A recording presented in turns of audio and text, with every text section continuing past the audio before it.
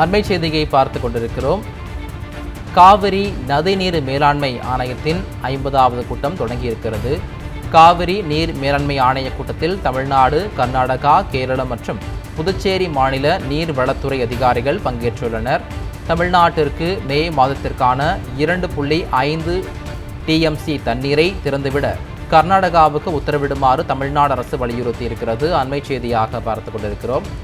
காவிரி நீர் மேலாண்மை ஆணைய கூட்டத்தில் தமிழ்நாடு, கர்நாடகா, கேரளம் மற்றும் புதுச்சேரி மாநில நீர்வளத்துறை அதிகாரிகள் பங்கேற்றுள்ளனர்.